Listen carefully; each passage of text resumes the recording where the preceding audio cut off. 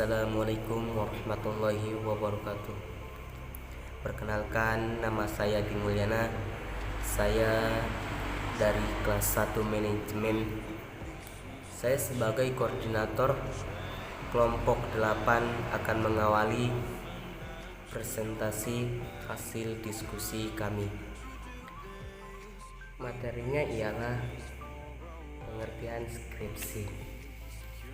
Skripsi ialah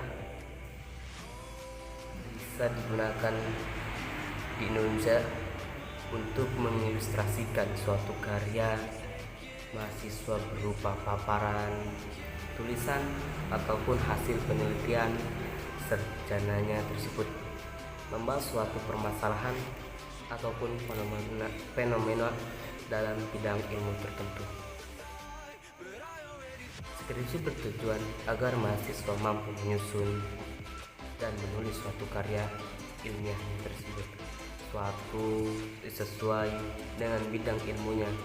Mahasiswa yang mampu menulis skripsi dianggap mampu memadukan pengetahuan dan keterampilannya dalam memahami dan menganalisis, menjelaskan masalah, mendapatkan status sarjana di setiap perguruan tinggi manapun, di setiap perguruan tinggi negeri maupun perguruan tinggi swasta yang ada di Indonesia. Istilah skripsi sebagai tugas akhir sarjana hanya digunakan di Indonesia. Negara lain seperti Australia menggunakan istilah thesis untuk penyebutan tugas akhir.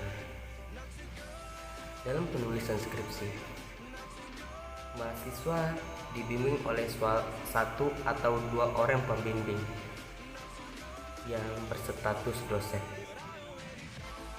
pada perguruan tinggi tempat mahasiswa tersebut kuliah. Untuk penulisan skripsi yang dibimbing oleh dua orang dikenal dengan istilah pembimbing 1 dan pembimbing 2. Biasanya pembimbing 1 memiliki peranan ataupun tugas yang lebih dominan bila dibandingkan dengan pembimbing 2.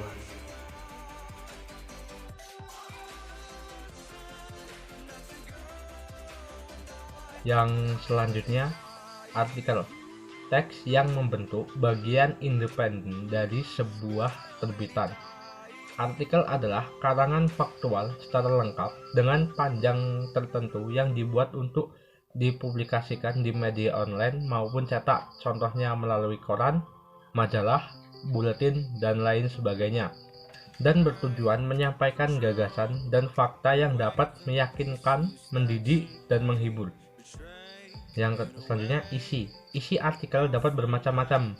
Beberapa contoh yang sering kita baca: yang pertama sejarah, yang kedua petualangan, yang ketiga argumentasi, dan yang keempat hasil penelitian.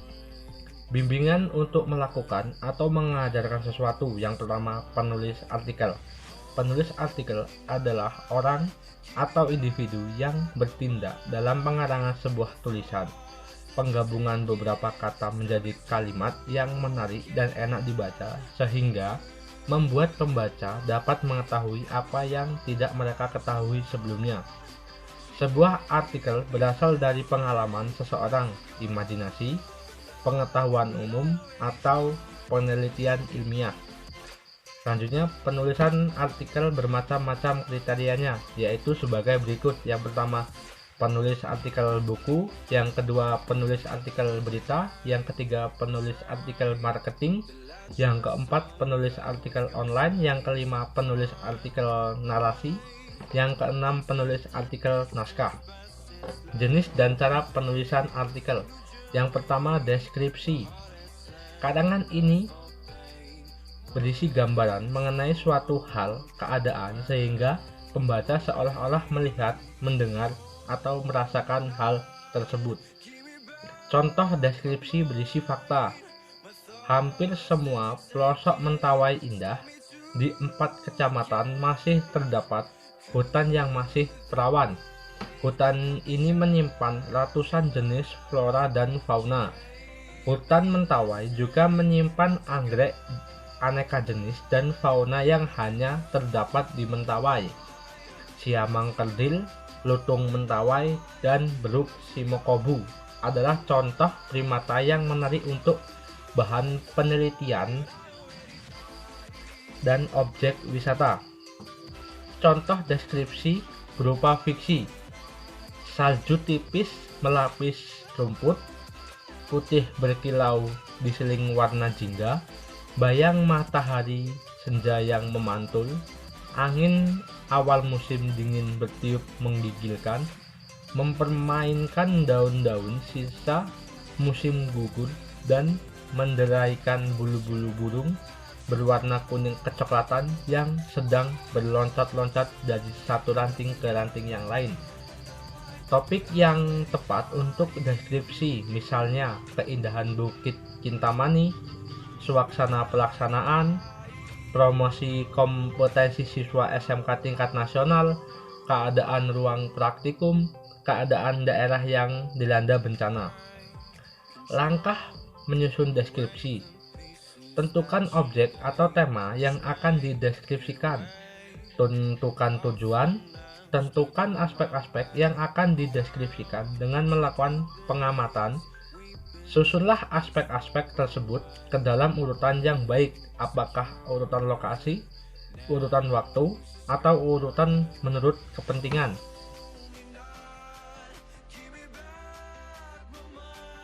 Narasi. Secara sederhana, narasi dikenal sebagai cerita. Pada narasi terdapat peristiwa atau kejadian dalam suatu urutan waktu. Di dalam kejadian itu, ada pula tokoh yang menghadapi suatu konflik. Narasi dapat berisi fakta atau fiksi. Contoh narasi yang berisi fakta: biografi, autobiografi, atau kisah pengalaman. Contoh narasi yang berupa fiksi yaitu novel, cerpen, ataupun cerpen. Pola narasi secara sederhana yaitu awal, tengah, akhir. Awal narasi biasanya berisi pengantar yaitu memperkenalkan suatu dan tokoh. Bagian awal harus dibuat menarik agar dapat mengikat pembaca. Bagian tengah merupakan bagian yang memunculkan suatu konflik. Konflik lalu diarahkan menuju klimaks cerita. Setelah konflik timbul dan mencapai klimaks, secara berangsur-angsur cerita akan mereda. Akhir, cerita yang mereda ini memiliki cara pengungkapan bermacam-macam. Ada yang menceritakannya dengan panjang, ada yang singkat, ada pula yang berusaha menggantungkan akhir cerita dengan mempersilahkan pembaca untuk menebaknya sendiri. Contoh narasi berisi fakta yaitu Insinyur Soekarno. Insinyur Soekarno, Presiden Republik Indonesia pertama, adalah seorang nasionalis. Ia memimpin PNI pada tahun 1928. Insinyur Soekarno menghabiskan waktunya di penjara dan di tempat pengasingan karena keberaniannya menantang penjajah.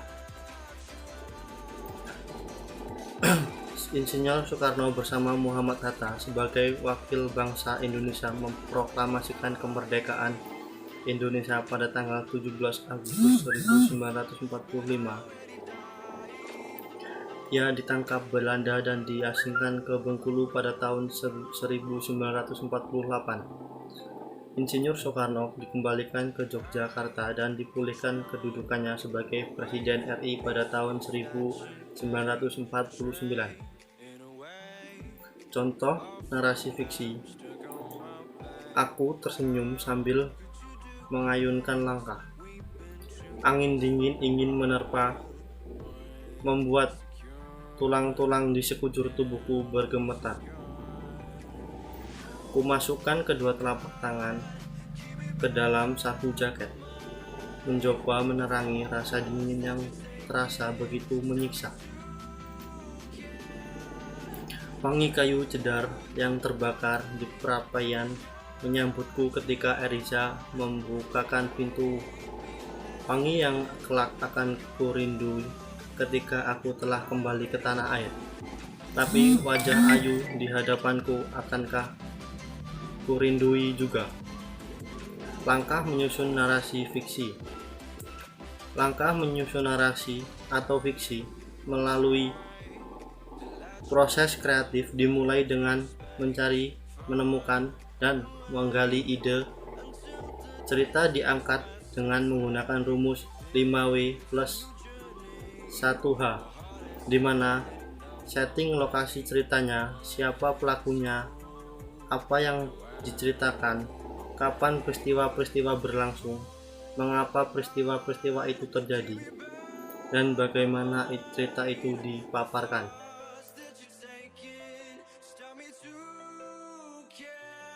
Untuk yang selanjutnya yaitu artikel eksposisi. Apa itu eksposisi? Eksposisi adalah suatu uraian atau penjelasan tentang suatu topik dengan tujuan memberikan informasi atau pengetahuan tambahan bagi pembaca.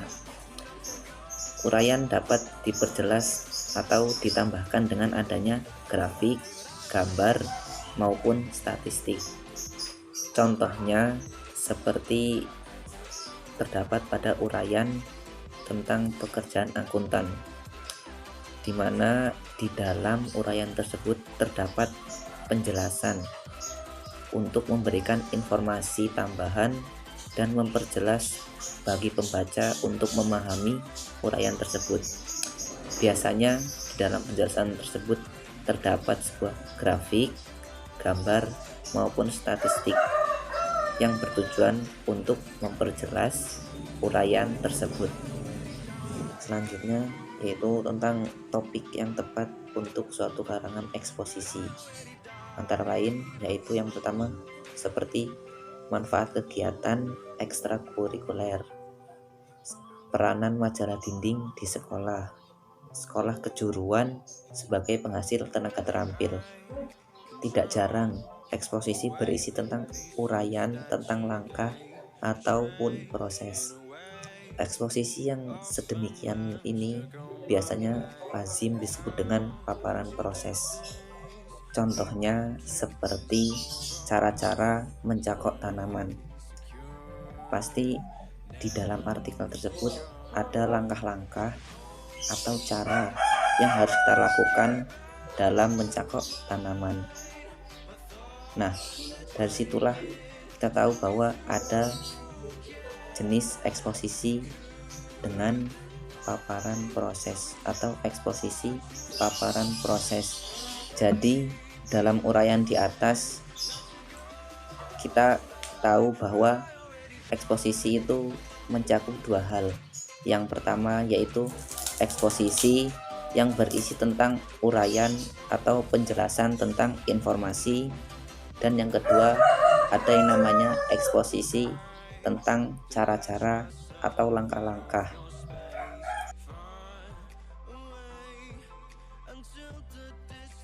Di sini saya akan mempresentasikan hasil kelompok kami. Yang pertama, argumentasi. Karangan ini bertujuan membuktikan kebenaran suatu pendapat atau kesimpulan dengan data atau fakta sebagai alasan atau bukti. Dalam argumentasi, pengarang mengharapkan pembenaran pendapatannya dari pembaca. Adanya unsur opini dan data, juga fakta atau alasan sebagai penyongkong opini tersebut. Contoh, jiwa kepahlawanan harus senantiasa didapat dan dikembangkan, karena dengan jiwa kepahlawanan pembangunan di negara kita dapat berjalan dengan sukses. Jiwa kepahlawanan akan berkembang menjadi nilai-nilai dan sifat kepribadian yang luhur, berjiwa besar, bertanggung jawab, berdedikasi, loyal, tangguh, dan cinta terhadap sesama. Semua sifat ini sangat dibutuhkan untuk mendukung pembangunan di berbagai bidang. Selanjutnya, tema atau topik. yang tepat untuk argumentasi, misalnya disiplin kunci sukses berwirausaha, teknologi komunikasi harus segera dikuasai, sekolah menengah kejuruan sebagai aset, bunga yang potensial, langkah menyusun argumentasi, menentukan topik atau tema, memutuskan tujuan, mengumpulkan data dari berbagai sumber, menyusun kerangka karangan, mengembangkan kerangka karangan jadi karangan persuasi. Selanjutnya bab 3, penutup. Yang pertama A, kesimpulan. Berdasarkan uraian di atas dapat ditarik kesimpulan bahwa karya ilmiah adalah laporan tertulis dan dipublikasikan yang memaparkan hasil penelitian atau pengkajian yang telah dilakukan oleh seorang atau sebuah tim dengan memenuhi kaidah dan cerita keilmuan yang diguguhkan dan ditaati oleh masyarakat keilmuan. Secara keseluruhan, cara penulisan karya ilmiah yang baik sudah ditentukan, yaitu sesuai dengan tata bahasa (EYD) dan tata tulis yang disepakati oleh masyarakat akademik. Adapun yang masuk ke dalam penelitian meliputi masalah penelitian, tujuan, metode, kajian, teori, objek dan variabel dan hasil penelitian. Kemudian cara-cara penulisan karya ilmiah yang baik adalah 1. Objektif 2. Pola berpikir deduktif induktif. 3. Sistematika. Seterusnya, tata cara penulisan karya ilmiah mencakup penulisan kutipan, catatan kaki, dan daftar pustaka. Adapun bentuk-bentuk karya ilmiah meliputi 1. Karya tulis, 2. Makalah, 3. Skripsi, 4. Tesis, 5. Disertasi, 6. Laporan hasil penelitian. Terusnya B. Saran. Dalam menulis karya ilmiah diharapkan memperhatikan sistematika penulisan sesuai jenisnya sehingga karya ilmiah dapat diterima oleh berbagai kalangan. Dalam menulis karya ilmiah, penulis diharapkan dapat memujikan berbagai fenomena dan permasalahan yang terjadi dalam masyarakat saat ini sehingga karya ilmiah dapat menjadi menarik dan bermanfaat bagi para pembaca. Kami mengharapkan pembaca dapat memulai dan meningkatkan kreativitasnya dan kreativitasnya dalam berpikir saat membuat karya ilmiah. Sekian penjelasan dari kelompok kami. Saya mewakili rekan-rekan kelompok 8. Mohon maaf atas tutur kata yang tidak pantas dari kami. Saya akhiri. Wassalamualaikum warahmatullahi wabarakatuh.